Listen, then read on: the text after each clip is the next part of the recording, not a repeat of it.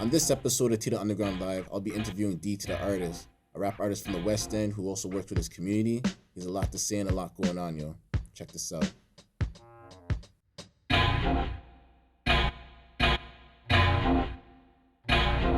Ready when you are. All right. This is my song, Flashing Lights, a tribute to all the beautiful women out there that aspire to be models. I'm DT the artist, Tdotunderground, Canadian urban content. Let's go. Yes, sir. DT. BTP. Yo, DJ Biz, spin that. I like to keep a model around me. She want the lights, the cameras are action. She walking red carpets, the cameras they flashing. She want the lights, the cameras are action. She walking red carpets, the cameras they flashing. Flashing, flashing, flashing, flashing, flashing, flashing. The cameras they flashing. Flashing, flashing, flashing, flashing, flashing, flashing. The cameras they flashing. Every time she walk, it look like a runway. I kick back, just chill. Every day Sunday, dark shades on the eyes. The lights so bright. Only here for a moment. She catching a flight. The cameras they snapping. They all on a pic. On the cover of magazines. She's that chick. She rolling with BTP. She part of the clique. That's your dream. That's how she lives. She want the lights, the camera, the action. She walking with carpets, the cameras they flashing. She want the lights, the camera, the action. She walking with carpets, the cameras they flashing. Let's go. Flashing, flashing, flashing, flashing, flashing, flashing. The cameras they flashing. Flashing, flashing, flashing, flashing, flashing, flashing. The cameras they flashing. She hit with the turns. They all go crazy. High heels on. She looks amazing. Every outfit looks like it's tailored for her body. She's a glamour girl. They saying that she got it. High fashion, haute couture. That's my muse. Never demure. She hit that turn and then she walk it out. Next day, she's all they talking about. She want the lights, the cameras the action. She walking red carpets, the cameras they flashing. She want the lights, the camera the action. She walking red carpets, the cameras they flashing. Y'all ready? Flashing, flashing, flashing, flashing, flashing, flashing. The cameras they flashing, flashing, flashing, flashing, flashing, flashing, flashing. She want the lights, the camera, the action. She walking red carpets, the cameras they flashing. She want the lights, the camera, the action. She walking red carpets, the cameras they flashing. Flashing, flashing, flashing, flashing, flashing, flashing. The cameras they flashing. Flashing, flashing, flashing, flashing, flashing, flashing. The cameras they flashing. That's right, it's your boy DT the artist. Shout out Tdotunderground, Canadian urban content. Shout out my engineer 40, DJ Vinny, produced this. Shout out to Mixed by Mailman, the Six, my whole team, DJ Brainboy, DJ Black ENT. We out here. What's up, everyone? It's DJ Twist the Hustle. Another episode of Tdotunderground Live. I'm here with D to the artist. D to the artist is a rap artist from Toronto's West End. I've been following his music career since 2016. Came up with tracks like We Doing Good, Major Moves, as well as he travels a lot, does a lot of performances, not just in the States, in Europe as well. Been around, he's been doing his thing, he's been consistent. Part of the reason why I've been following his career is because not only he's been consistent, but he resonates with a lot of things that Toronto is sort of missing as far as originality and stuff like that. So we're going to talk a little bit more. DT, respect for coming by. Thank you. How's everything? All is well. It's good to be in the studio here. Shout out Wings Music. So last time I spoke with you, interview-wise, it was during the pandemic, and you were saying to me how you were trying to get back in things and just sort of like overcome everything that's been going on. How's that been working out for you? It's been a lot better now that society is opening back up. There's free travel and that. Unfortunately, my tour manager did die during the pandemic. Oh yeah. So I had to kind of restart the team and shop again. But a lot of great things have happened since then. We charted 25 times. We have 25. Actually, sorry, we have 27 different flags. Okay, 25 plus a couple. Yeah, because different features and that kind of thing. So it's been amazing. My engineer Floyd has been part of everything with me. Shout out NASDAQ, Half Easy. We did a couple tracks. So we did one with Uzi, Snoop, who else? Crazy Bell. I heard the stupid one. That was almost pretty hard. Yeah. So yeah, a lot's been going on. The track Flashing Lights. That one, it charted on DRT, which is the digital radio tracking. So we were number 6 for independent hip hop around the world. So, not to cut you off, so the DRT, does it focus on social media? Does it focus No, so that one focuses on actual radio play as well as internet. Okay, so it encompasses both the analog and the digital. Yeah. Then on top of that, we got number 1 last year in March on iTunes Canada. For one day, we were the most listened to hip hop song, and then the next day is when Drake and Kendrick started. Wow. Okay, so you're on a high like that, and then boom, the Kendrick Lamar beat hits, and then hey, that's okay. We had our day, right? I'm grateful for that. Okay. Some people can't even say they had the run, so we did it, and then we're living off that. I'm feeling that still. On top of that, just been traveling, shooting music videos, working with Rock the Designer, doing fashion stuff. I'm going to be heading to Jamaica. That's going to be for Mrs. Universe Jamaica. So I'm actually one of the judges, and I'll be performing and doing a workshop for independent artists. Okay, so you got a lot going on. Yeah, so building the brand. As you see, I'm all BTP'd up. BTP is my company, it stands for About That Paper. That's the track. That's what the track. About that paper. That's where it came from. Nobody hustle like me. I'm all about that paper. Mm-hmm. So we got the full branding, clothing line. We got the chains coming. We got a whole bunch of t-shirts, bags, joggers, hoodies. You got mad much. Yeah, the actual varsity jackets, hats will be coming. I'm almost finished writing 3 books. So artist development 101, 102, and 103. So from beginner to more advanced, and then I'll be doing workshops and stuff. So we're looking at different streams of income to build the brand and then start to really get it out there. So to boil it down, from 2020 up to 2025, you've been doing a whole lot, and pretty much you overcame the shutdowns and all that stuff. Yeah, a lot of times when you see professional artists where it's like, oh, you don't see them anymore. Yeah. There's a lot of like backroom meetings and branding and all that kind of stuff happening. So that when you see them again, it's like bang. It's like, oh shoot, okay, they just appeared out of nowhere. No, they didn't. They prepared for it. Yeah, in the background doing what they have to do. You know? Mm-hmm. Yo, let's take a look at some of the performances he's been doing. We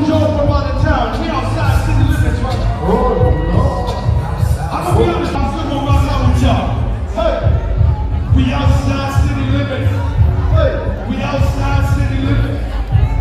We outside. Team gonna catch us on a flight. Why? We outside city living. We outside city living. We outside city living. The money come back. Stack it up twice. We outside city living. We outside city living. We outside city living. Bro, my phone tell my area code. Set the phone. Let's go. That boy gon' call. I stay 6'5", man, don't get shoot. I go. My favorite song still got on repeat. 23 packs, and that's how big. Let's go. They gon' be, that's something I eat. You know, standing in the shit, how I get them out of the seat. They love to see the shows, cause they keep me crazy. They just figured out. 2 shows, man, that's a lifetime. That's right. Yeah, boy, gotta catch a late flight. And you wanna take the seat. Right. Oh, we sell. Next track. All right.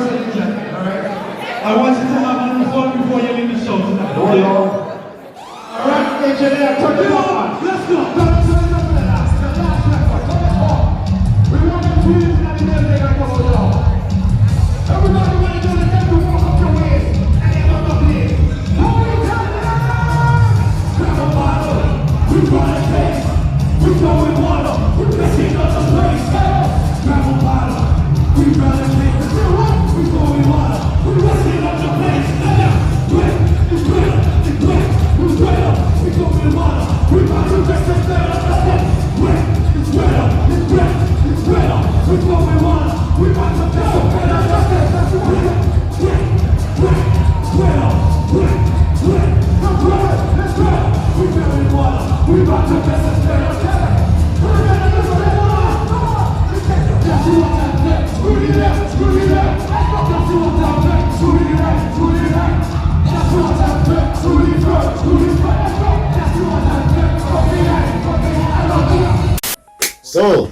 as you see, you also do soca music as well. Yeah. Yeah, so how did you get involved in that? Like, woman not water upon you and you just inspired to say, we're going there, so? How did that happen? Okay, so it's an interesting story. Before the actual music happened, I've been a soca lover for a long time. A good friend of mine, Zakaya, he was known in the industry as Soca Dread. Okay. So he used to bring me out to events and stuff. We'd go have, wild times and party. And then eventually I started getting hired to be an MC. And people were like, yo, you sound different. Because I'm, like, you see me, I'm usually well put together, I'm professional. But then when it comes to soca, soca you can't be professional, Let the hair down, you go jump on a speaker and you whine and that kind of thing. So there was always a love for soca music. I remember probably about 10 years ago, I was in St. Martin, and my engineer 40, him and his band, they got on a truck. So I got to be on with them and we performed and had a good time. And I'm like, I like this experience.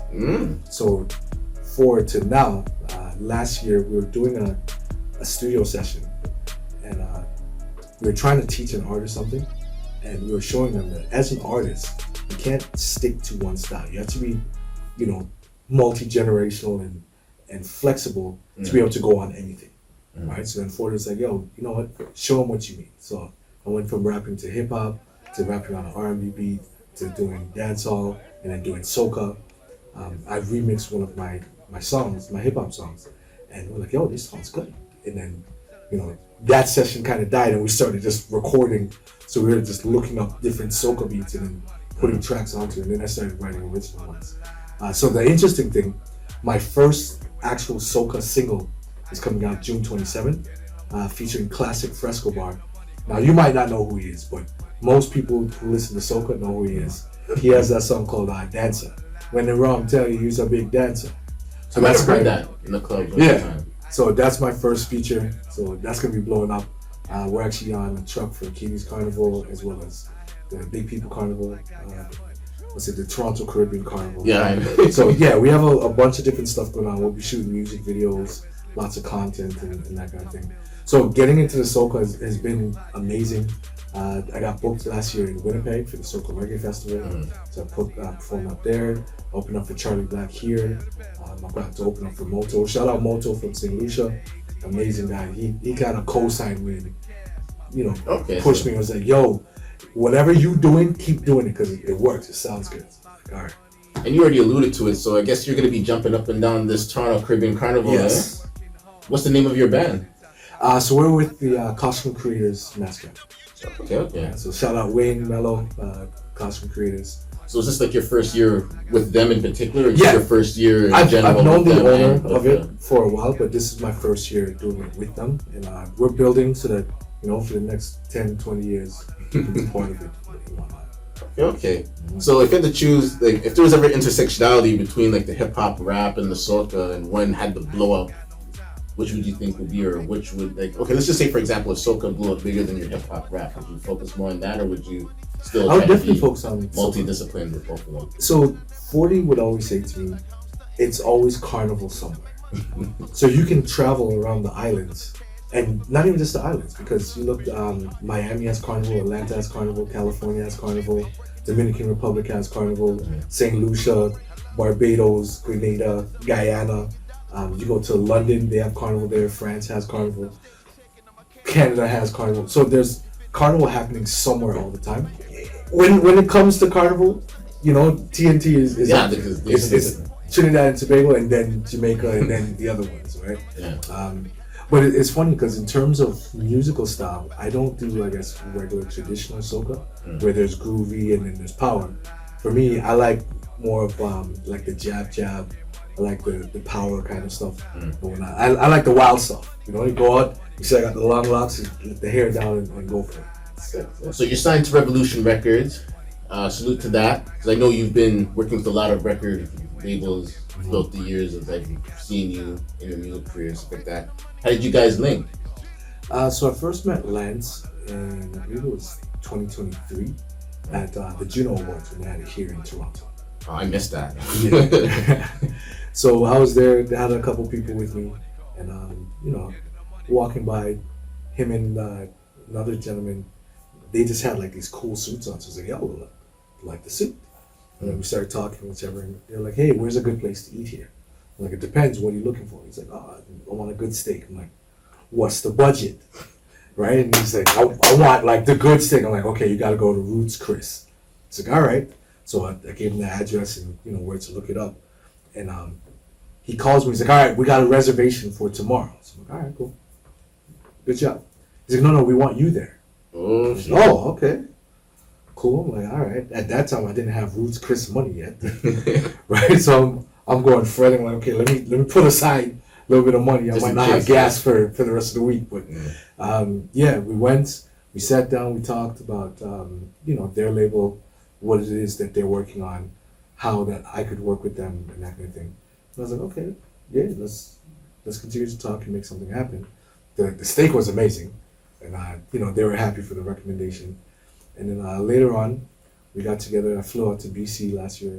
yeah, because they're BC based. Yeah, so they're Shout in out to the Florida, West BC. Coast. That's what's up. So I flew out there. We sat down. We talked. We met with the lawyers and all that stuff. Went over the contracts. Got it signed. We're currently just working on the budgets and making some things happen, and then we move on from there. Yeah, because I noticed from when you signed to them, there was a huge like internet sort of presence that you had. Like you had internet presence before, but I seen it in This Is 50. I've seen it in a lot of blog posts in the West Coast, of the United States, Europe, UK, and stuff like that. And it was actually in succession. So I was like, okay, wow, you guys are really, really going out there, really putting you out there and just promoting. Yeah, the biggest thing is when people are putting out music, there has to be a buzz behind it. Yeah. So I always try to put out stuff where when you listen to the music, there's a soundtrack to your life, right? So you think about my last EP I put out, Flashing Lights. Like, okay, Flashing Lights is huge. Every girl wants to be a model. So I can just imagine girls at home listening to the song, modeling, singing into their brush and whatnot. Trying out new clothes and Yeah. what they got. Right? Then in the kitchen, that boy in the kitchen, stay whipping, finger lick. All of us are in our heads, we're all chefs, right? Even if all you can do is boil eggs, you in there, you just making your eggs, right? So having fun with it. And then, sometimes we're adults, so you get into that adult content. My favorite song off that EP is Top in the Whip. So I was like, when all the people, what exactly is Top in the Whip? I say, when you're in a fancy car, you got the roof off, and you're on top you're of driving on the 401, and the ladies just help you to relieve some tension. And one older guy in Montreal, like he tapped his partner, he's like, when are you gonna give me Top in the Whip? And I was like, yes. So yeah, it's a lot of fun. A lot of the newer music, the soca remixes and that kind of thing. It's a different vibe where I'm more fun on those tracks. Usually my hip hop is more serious and more focused. I have determined. the deep kind of gritty raspy voice. So when I translate that to soca, I mean it's the same voice, but it has like this cool effect with it. Yeah. So I've also seen you go back to the community for this concert, Harmony Over Violence. Yeah. With Ron Nelson, Sean Claire, and there's other people as well. Solitary, right? How do you feel about the state of the youth of today, as far as like just the environment that they're in and just like some of the things they're going through? Like, during that time that you performed, like, have you spoken to any youth, or has anyone ever showed you the 401 what's going on currently? Yeah. First off, shout out to Harmony Over Violence. Keepsakes, that was the organization we put together. Okay. Meet the Mentors. So in doing that one, I didn't actually perform at that one. I was the keynote speaker. Oh, okay, yeah. So how I got that, my mentor Louis March from Zero Gun Violence Movement. Rest in peace. Yeah. I did an interview with them. Oh yeah. Yeah. Yeah, he was an amazing little man in stature, but giant in personality. So they asked if I would come and speak on his behalf and just talk about some of the work that he did and the work that we're doing together. In terms of the youth speaking, I speak to youth all the time, and I'll be honest, when we look at it, this is a generation that's been failed 4 generations, right? So you look at our generation, we're the latchkey kids and that kind of thing. So all of those kind of negative stigma affect the next generation to the point now where you get the apathy now. People are like, hey, I don't care, whichever. This is how it's going to be. But in reality, the crime and violence that's being experienced doesn't have to be here, right? It's kind of relegated to certain parts of the city. Yeah. And when you see it spill over into somewhere else, it's two people met in a place that they never expected they would meet, and now it's going down on site. Yeah, because a lot of people feel like that, and it's not to blame the youth or anything because these things happen. But then there's the other side where people, they don't want to like bring certain younger artists into the fold because they feel like it might damage the venue, and then a lot of people are still. Because even me, I had to battle that stigmatization with bringing artists and talking to venues and stuff like that. And I always show them like I do my research. You know what I mean? Like some people they haphazardly put people together, and all of a sudden you got two people who weren't supposed to be. Exactly. Now they're in the same spot because they're afraid. All right, beef's gonna spill over into the venue and that kind of thing. But when we look at the violence right now, my mentor Louis March, he used to always say, it's easier for you to get a gun than it is to get a job nowadays. And when you look at unemployment rate, it's up, like way up. At 7%, right? Yeah, I think it's around 8 or 9% for young people. Oh yeah, okay, I'm thinking adult. 7%, yeah. Yeah, it's pretty messed up. So when you look at that, they're pushing education. You can't afford the education, so you're getting educated, coming out with debt. Yeah. And it's like, well, how do I deal with that? So now you have a different stress. I need to get money, so I'm going to get it any way I know possible. Right? But then, in putting all of that together, when you look at hip hop and those kind of things, we're just messengers. We're verbally saying what we're seeing in the community, right? So yeah, there are some artists who cause problems and that kind of thing. For the most part, we're just the news tellers. If you look at music throughout the centuries, it tells you kind of what's going on in that decade. Hey, this is what the world is experiencing, right? In the 1960s and the 50s, hey, we just want to dance. Like, we just got back from war. We're tired. We've been working hard. Let us party. Right? Okay, now we just want to have some children. All right, we want to be romantic.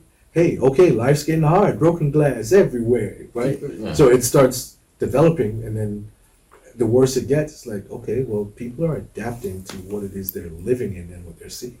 So it makes it that much harder, where you're going to attract a certain audience from that, because like, I resonate with this, and this is the life that I lived, right? Because for a lot of these guys, there isn't really an alternative.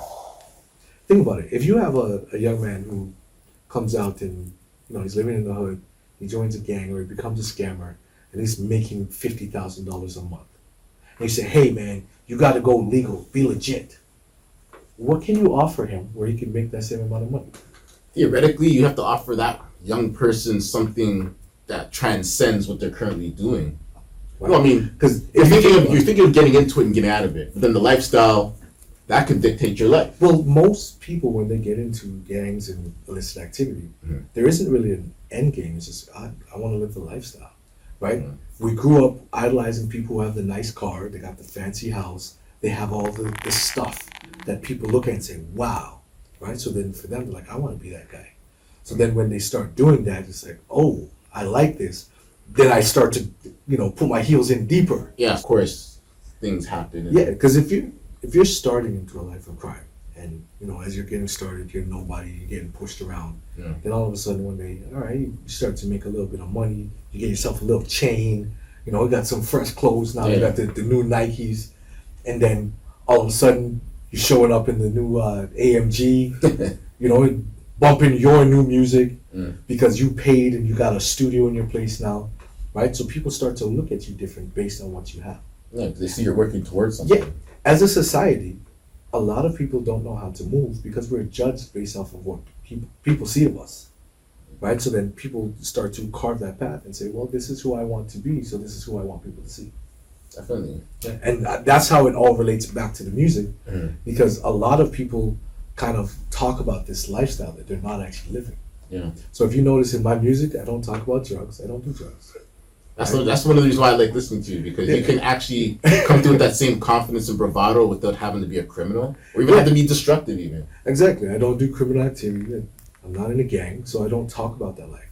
I was never a gangster. Now, did I have a troubled life? Yeah. So I speak about that.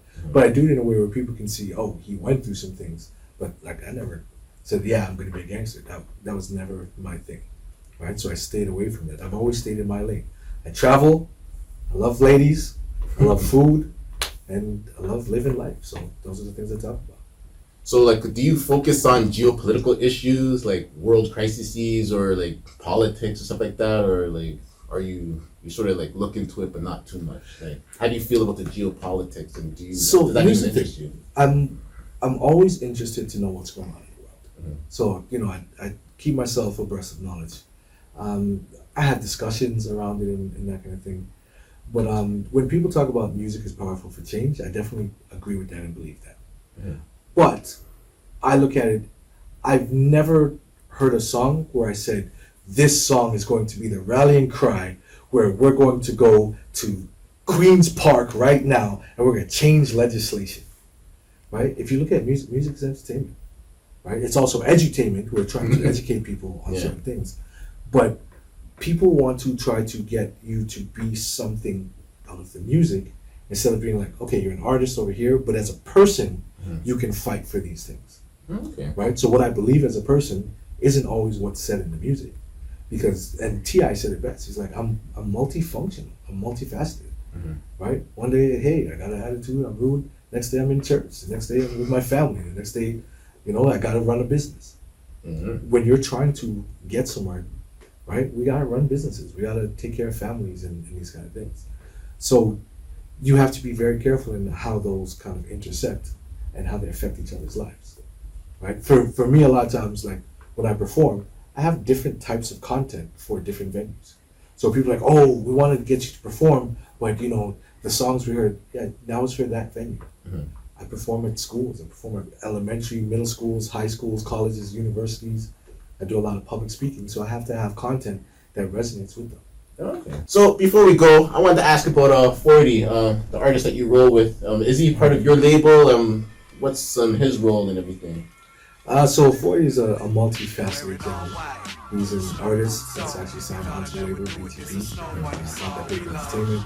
He's also my engineer, and he's my hype man. So he's with me on most of the shows. If we're on stage, we have our routine together. We have a couple dancers and models. We have our DJ, shout out to DJ Boy. So how I met up with 40, a while back I was in St. Martin. Yeah, you're saying, yeah. Yeah, and I have an adopted sister out there, shout out to Alita. And she was like, yo, there's this guy you gotta meet. You guys would be perfect to work with each other and whatever. So I went and met up, and there's just instant chemistry, like we're brothers for life type of thing. And then I would travel down there, and we'd work on music and stuff. So we had this thing called the Tupac flow. Okay. So we just put on beats. Whoever was finished writing, by the time I was finished writing, we'd get to jump on the track. So a lot of times, I'd have a bunch of tracks by myself, or 40 would jump in because he wouldn't really write lyrics, he'd just go on freestyle. So it'd be me and him, and then every now and then, like one or two people would be able to finish and then jump on. So that was at the 48 studio in St. Martin. So we'd be doing all this work and stuff, and we would just go, yo, we can't keep up with these guys. And then when I go there, sometimes I go down and I stay for like a month. It's like, okay, I don't really have the budget to be here. But yeah, you're still there. You down, right? Yeah, we'd be there, and mom would cook on Sundays, so you have your Sunday dinner. You can split that into two, so you have lunch and dinner, and then sometimes we budget out so that the two of us was like sharing a fried chicken and rice from a Chinese shop, and then we'd just eat that and then work all day. When we were done, like I'd go to the radio station, or we'd go meet with different promoters, or go to the newspaper, and that kind of thing. So we built up kind of a following and a name out there through having that association with it. Okay, yeah, because I met up with him a few years back. I was doing sort of like a short film, for like Black History Month, stuff like that. Seeing him in the cut, said what up, you know what I mean, and seeing that he was working with you and everything like that. A couple years later, y'all dropped a track called Snow Bunny. You know what I'm saying? So the music. I knew it was coming. And I'm hearing him rap. I'm like, okay, because I didn't know he was an artist at that time. You know what I mean? So how did you guys come up with Snow Bunny? Where's the inspiration to that? So okay, a little bit of a funny part before we get into that. When we were doing the Charlie Black show, we opening up for Charlie Black, you know, we're going in and security's there, and I was like, oh, I'm ET or whichever. She's like, okay, so you're Busta Rhymes, where's Spliff Star? Oh, that's so the security, and she looks at me, you're Spliff Star? He's like, yeah, that's me. So, you know, people kind of associate us together. So, so they characterize you two as that, as Busta Rhymes, Spliff Star? So y'all need a rock, nigga, no. Well, when you look at it, right? Or the other one that we get is 50 Cent and 28. Oh, yeah? Right? Because when you look at it, 50 Cent is great on his own. Busta Rhymes is great on his own.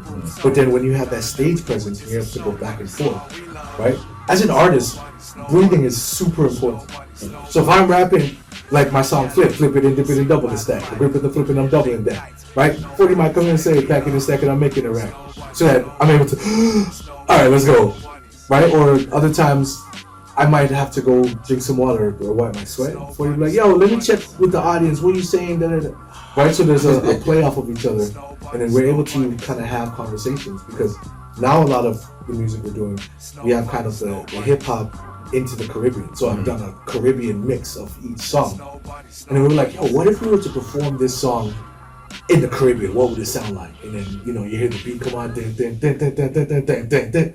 And then you kind of get people into the flow. Like when we were doing during winter, like, yo, we know it's cold right now, but we're going to go somewhere hot. Right? And you kind of you take that story. Yeah, people's imagination as they're hearing your music, because they, Yeah. So we met in St. Martin, and then from there we were working, and then he came up to Canada, and yeah, he was just like, oh, look, these are my skills, this is what I can do, and then we've been working ever since. Yeah, man, shout out to 40 still. I'm going to have an interview with them hopefully in the near future, you know what I'm saying? You all are doing a lot of good stuff, you know, I'm feeling that. So back to Snow Bunnies now. It actually kind of started off as a joke. Really? So one day, you know, 40 was in the studio and like, yo, bro, I got the track for you. He's like, all right, what is it? I'm like, it's called Snow Bunnies. So hold on, he produces as well? No, I had a beat, or I had a whole bunch of beats, but I didn't have anything yet. Oh, okay. So I was just telling him like, yo, we're gonna do a track because I know you like Snow Bunnies. So he loves Snow Bunnies. That was his thing. So I'm like, yeah, we're gonna do a track and it's called Snow Bunnies. He's like, all right, let me hear the beat. And I was like, oh damn. So I went out to the studio computer, and the first beat I played, you know, you hear that, and I was like, all right, y'all are wearing all white, snow boots on. You thought I'd never do it. This is Snow Bunnies, and that was a joke. Because I'm like, yo, you thought I'd never do it. It's a Snow Bunny song. He's like, yo, I like this. All right, let's record it. I'm like, let me write this down. Straight up, you want to forget that like that? Yeah, man. I've been bumping that track. I bumped that track, and it's summertime now. Pretty much, I'm bumping that. Yeah, man. It started off as a joke, and then 40 kind of kept me detached. And all right, let's make it real then. So yeah, we performed at a few different places, and then you know we had the all white puffer army jackets and stuff. You know, we had the Snow Bunny girl. Yeah, the music video was hype. Did you shoot that like in the Soca or something like that? Yeah, one of those places like 3 hours away and stuff where, you know, when it snowed a couple nights before, like when we went up there, we had to like dig our way in so we could actually. So it was snowy, but it was too snowy. So yeah. It needs a little bit of set. And then shout out to Britt, Leaf's girl Steph, Shannon, who helped us as the creative director bring it all together. See your dude, Rock the Designer, fashion up in there, Rock the Designer, and then he slapped the dominoes, like I won. Yeah, so a lot of those parts, like, we were just having fun, you know, just shooting the video, because you want to be able to have that. All right, we're living this kind of lifestyle, but at the same time, yo, as a family, we all get together and have fun. So shout out Rock the Designer, shout out all the models. For that one we had Roddy, the videographer, so we definitely shout him out. Shout out to Roddy. And then shout out to Jackson. He shot a couple other videos for me, so we're gonna be shooting some new videos soon. But going back to Snow Bunnies, we're working on Snow Bunny clothing lines and setting up a Snow Bunny tour. So we're gonna be getting models and that kind of thing. And, you know, we're gonna be going to Muskoka and Georgian Bay and all the places. Man, you gotta go to Niagara Falls. You know, a certain spot. I'm taking 40 to where they make the snow bunnies, you know. So Okay. I'm looking forward to that. You know. So I guess with you and 40, you'd be rocking the stages together. Y'all be working together, and as well as y'all be working out together. Yeah. One of the best things about having somebody with you is that accountability. And motivates you, bro. Yeah, so I don't feel like going to the gym. Nah, we gotta go to the gym. Right? Is he motivating you more, or are you motivating him more to go to the gym? It's I Okay, guess so reciprocal, right? Okay, and okay. for me, I've experienced a couple injuries and that kind of thing with my back, my leg, but we still get into the gym and make it happen. It's a part of, I guess, the artist life that's so necessary. Breath control, strength. You know, you don't want to Endurance. get older later and then it's like, oh man, I can't even stand up. Like you want to be able to have, your life together with that. Straight up. And have a certain shape, because when we go into Toronto Caribbean Carnival, we can't be on the truck and looking flabby and things. So I gotta make sure For real. go on a water diet for a couple weeks. Yeah, man, I rolled with you guys one morning. Yo, woke up and said, yo, come to the gym. You know what I mean? We got some footage of that still, so yo, check this out. Yeah. Wake up early morning. D to the artists out there waiting for me. Yo, we're gonna do a workout session, see what's going on, show you how he gets prepared for his shows, gets prepared for his day-to-day grind. Roll with me.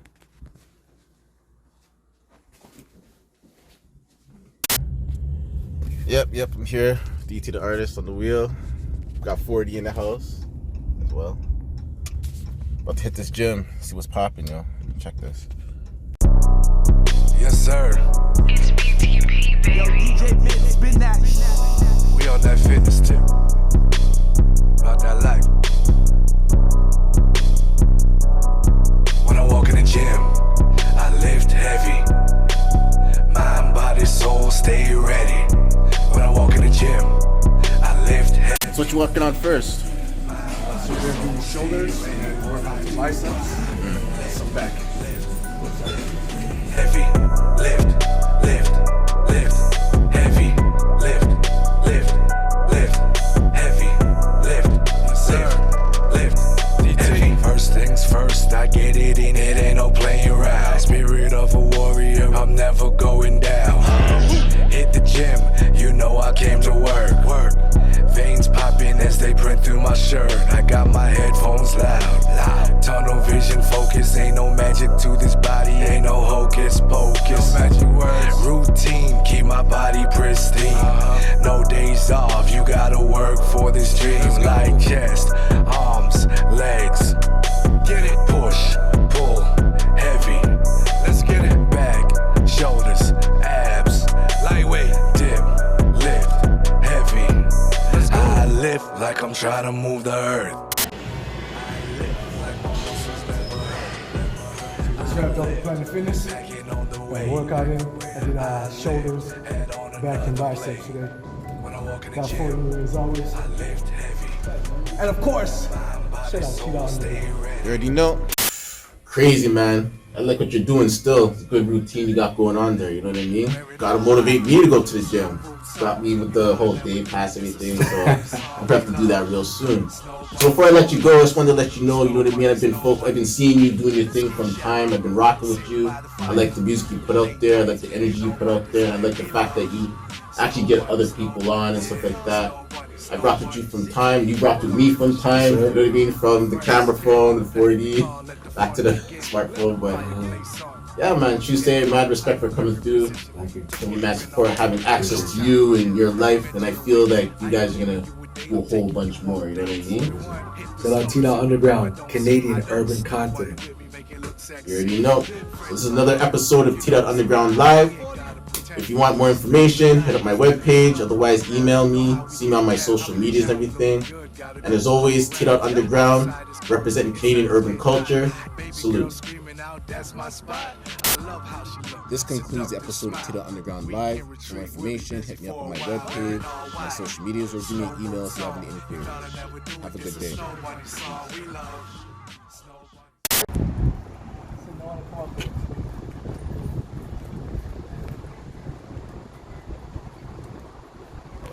You see that?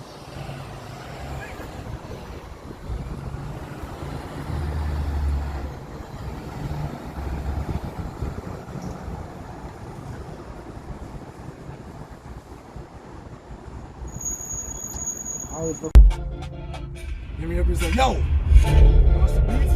Alright. What do you like? Like, it's really soca. I don't know how to make soca. I'll say some shit. Alright, let's do it. Hey, yeah, hey, yo, stop pocket watch.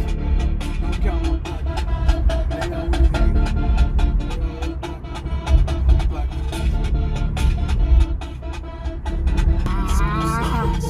I don't know about you, street. I got the cash and let me some hand. Give from my body on the street. I will look out.